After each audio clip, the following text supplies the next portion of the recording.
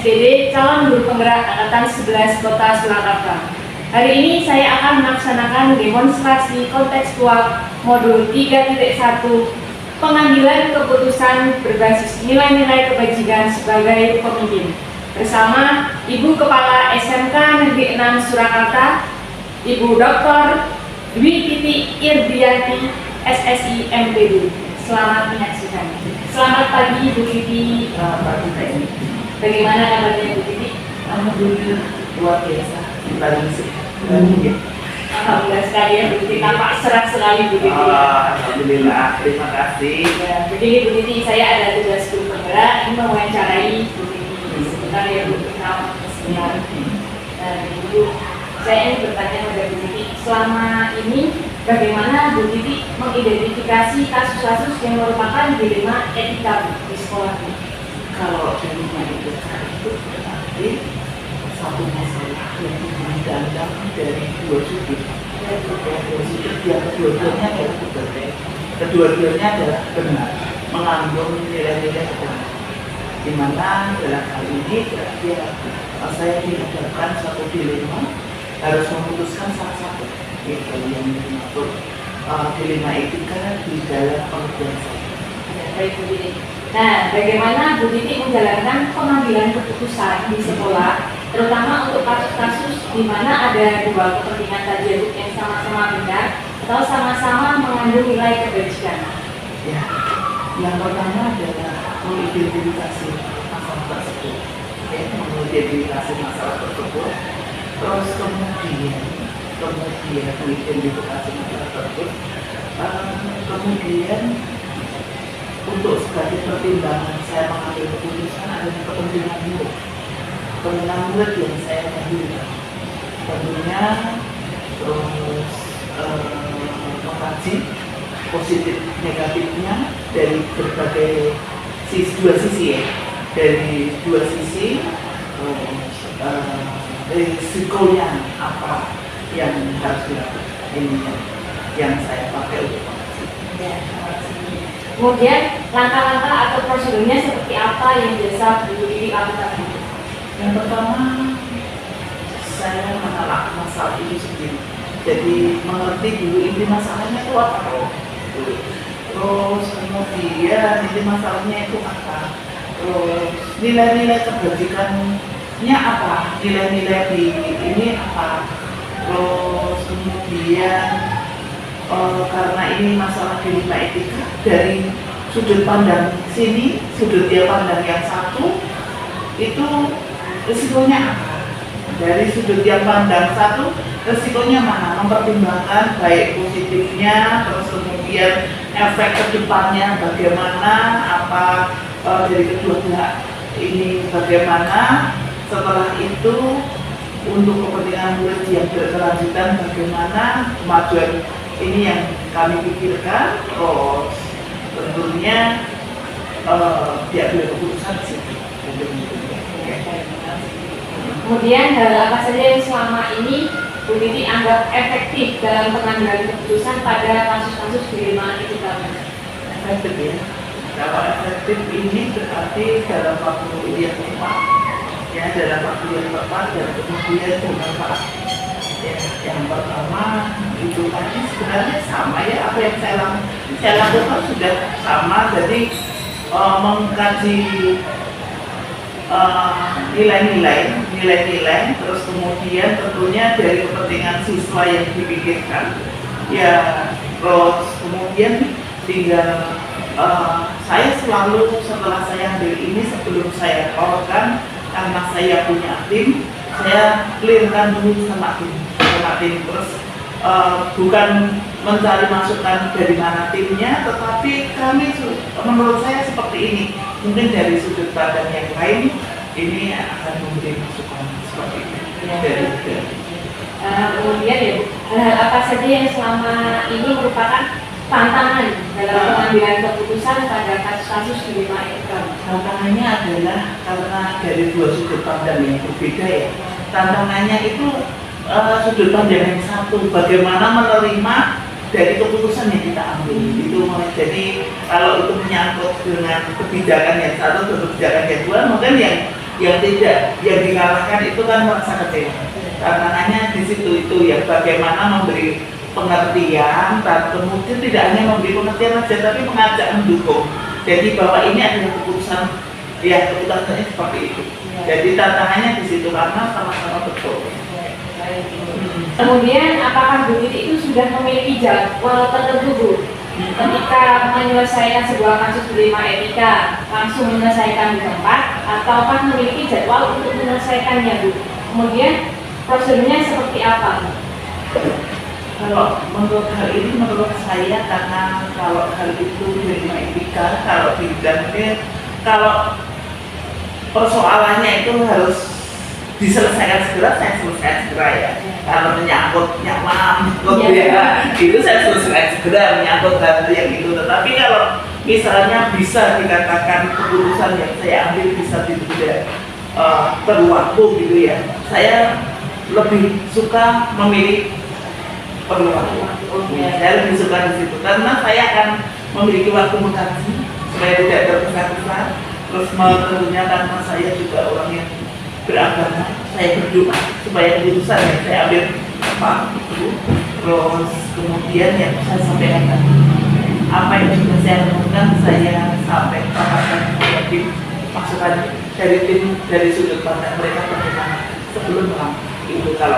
Kalau kondisinya ini adalah tidak urgent ya, maksudnya masih saya ambil keputusannya masih bisa besok misalnya seperti itu, saya lebih suka ambil waktu. Ya, supaya tidak seperti saksa, gitu ya. Ada waktu berdoa juga. Ya. Kemudian, adakah seseorang atau faktor-faktor apa yang selama ini mempermudah atau membantu keputusan Ibu dalam mengambil keputusan dalam kasus-kasus dilema etika ini? Nilai ya, tentunya nilai-nilai yang saya yakini bahwa saya memimpin suatu sekolah ini harus berpusat pada murid. Terus kemudian adalah kebenaran-kebenaran yang hakiki yang kita yakini sebagai manusia, ya, tentang kita empati dan bagaimana itu yang dipegang ya. Jadi yang berkepentingan murid seperti apa, kebenaran tadi ya.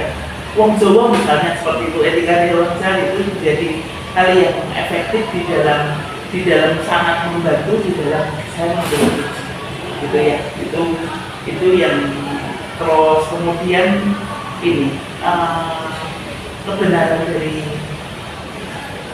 Alkitab atau kitab suci ya, dari kebenaran dari kitab suci yang dia pegang bahwa seperti apa namanya golden rule, apa yang tidak ingin orang lain perlakukan kepadamu jangan perlakukan kepada dia seperti itu. Terus hal itu hal yang peraturan emas ya yang bisa membuat jadi kita menjadi sangat membantu dalam saya mengambil keputusan. Terima kasih Bu. Kemudian pernyataan Ibu, dari semua yang telah disampaikan Bu Titi tadi, pembelajaran apa yang dapat dipetik dari pengalaman Ibu dalam mengambil keputusan dilema etika? Mengambil keputusan dilema etika ini, pelajaran yang dipetik itu yang nomor satu ya, yang saya sebagai kepala sekolah itu kan bergeraknya di dalam pendidikan, pelayanan pendidikan, bagaimana memasukkan murid.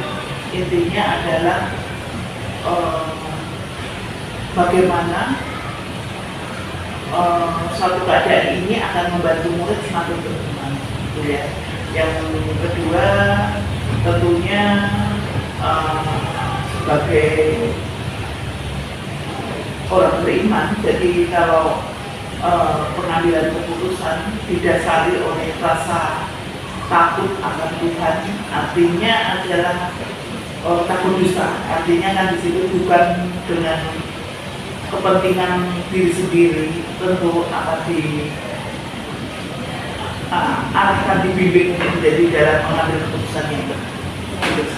Terima kasih Bu Titi atas waktunya. Mudah-mudahan bermanfaat bagi saya khususnya. Terima kasih atas waktunya ya Bu Titi. Semoga sehat selalu ya Bu Titi. Selamat siang Bu Titi. Oke, Mbak Eni, sukses selalu dan terus semangat. Semoga apa yang penjelasan dapatkan dari CPW ini bisa diimplementasikan Setelah itu penjenengan sudah bergerak belajar PPP, bergerak mengimplementasikan, selanjutnya menggerakkan yang lain untuk Siap, bisa. Bu. Ya, Terima kasih atas bisa. motivasinya, Ibu. Oke, matur Ya, nuwun, Bu Eni. ya. Ya, Pak. Assalamualaikum warahmatullahi wabarakatuh. Perkenalkan, nama saya Eni Midiawati, calon guru penggerak angkatan 11. Hari ini saya akan melaksanakan demonstrasi kontekstual modul 3.1, pengambilan keputusan berdasarkan nilai-nilai kebajikan. Saat ini saya sedang bersama Bapak Kepala SMA Negeri 1 Karangdowo. Saya akan melakukan wawancara. Selamat pagi Pak Joko. Pagi. Bagaimana kabarnya Pak Joko? Alhamdulillah luar biasa. Alhamdulillah ya Pak. Sehat Pak? Alhamdulillah ya. Ya. Baiklah Pak Joko, selama ini bagaimana Pak Joko dapat mengidentifikasi kasus-kasus yang merupakan dilema etika atau bujukan moral Pak? Ya, dilema atau bujukan moral biasa terjadi di sekolah-sekolah. Yang pertama, untuk mengidentifikasi saya terus menganalisa dulu pengamatan, kemudian mencari informasi dari beberapa sumber, baru memutuskan bahwa itu adalah dilema etika. Jadi tidak langsung serta-merta, tapi harus cari info yang akurat dan tepat. Baiklah Pak Joko. Ya, selama ini bagaimana Pak Joko mengambil keputusan di sekolah, terutama untuk kasus-kasus di mana ada dua kepentingan yang sama-sama mengandung nilai kebajikan Pak? Ya, yang pertama untuk mengambil keputusan itu saya harus merencanakan dulu. Kemudian setelah berencana baru didiskusikan dengan tim manajemen untuk diputuskan. Satu contoh, ketika ada tenaga pendidik honor, dia di sini dari berdirinya sekolah sampai sekarang sudah 30-an sekian tahun dan belum diangkat menjadi ASN. Dan di aturan di ASN tidak ada yang namanya di aturan tidak ada pensiunan atau pesangon bagi yang sudah pernah tugas bukan PNS, dan sekolah itu tidak punya anggaran. Dan kebetulan yang pernah itu adalah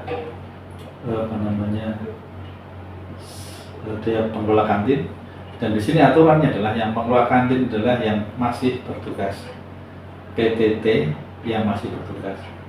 Akhirnya kami berdiskusi, berembuk, dan membuat suatu keputusan, karena secara moral kita harus mengingat jasa tenaga tersebut, tapi secara aturan dilepas pun tidak apa-apa. Nah, akhirnya berembuk dan ditambah sebagai pesangon, ditambah 1 tahun untuk mengelola kantin. Oh, berarti seperti itu ya Pak ya. Berarti nanti langkah-langkah atau prosedur yang akan Bapak lakukan seperti apa Pak? Ya, yang pertama kan tadi kan menganalisis, kemudian saya mencari solusi yang terbaik, solusinya. Kemudian itu belum sebagai finalnya, tapi setelah dapat jalan mungkin plan A, plan B, kemudian saya diskusi dengan tim manajemen untuk diputuskan. Jadi bukan keputusan pas-pas ini, harus ada diskusikan dengan tim manajemen. Kenapa harus didiskusikan? Sebenarnya kelas-kelas bisa punya wewenang untuk memutuskan, tapi kalau keputusan nanti sepihak kelas-kelas, kalau ada yang nggak suka atau kurang seret dengan keputusan itu, bisa menjadi permasalahan lain. Oh, begitu ya Pak. Bagus sekali ya Pak Joko ya. Kemudian ini Pak, hal-hal apa saja yang selama ini Bapak anggap efektif dalam pengambilan keputusan pada kasus-kasus dilema etika Pak? Yang efektif itu yang memutuskan suatu permasalahan tanpa menimbulkan masalah yang lain. Itu tadi dengan jalan-jalan tadi, menganalisa, mencari informasi, menganalisa, kemudian mencari solusi, diskusikan dengan tim manajemen, baru diputuskan. Itu lebih efektif karena tidak akan menimbulkan permasalahan yang lain, karena sudah diputuskan permasalahan. Ya, baik Pak Joko. Kemudian hal-hal apa saja yang selama ini merupakan tantangan dalam pengambilan keputusan pada kasus-kasus dilema etika tersebut, Pak? Ya, tantangannya itu memberikan kepuasan kepada semua orang. Misalnya contoh yang tadi, yang kasus yang apa namanya kantin tadi. Nah nanti kalau apa namanya, kalau yang tidak mengelola kantin, pengen dia, kan otomatis kan ada keirian. Nah, akhirnya kan kantin juga itu kan juga apa namanya ada kontrak apa namanya kontrak sewa. Ya.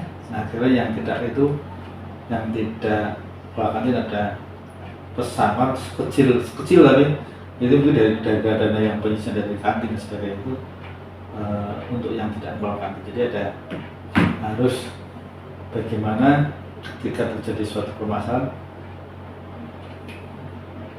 yang terdampak itu tidak apa namanya tidak kecewa.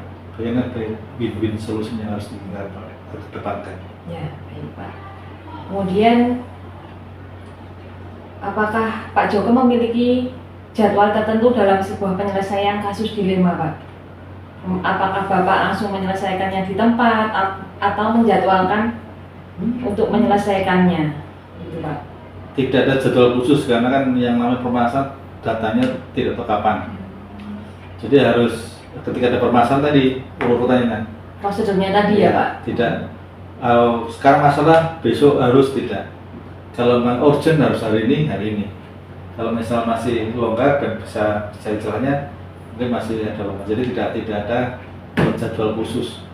Karena permasalahan timbulnya tidak setiap hari, ataupun setiap hari, ataupun sehari bisa 2 kali,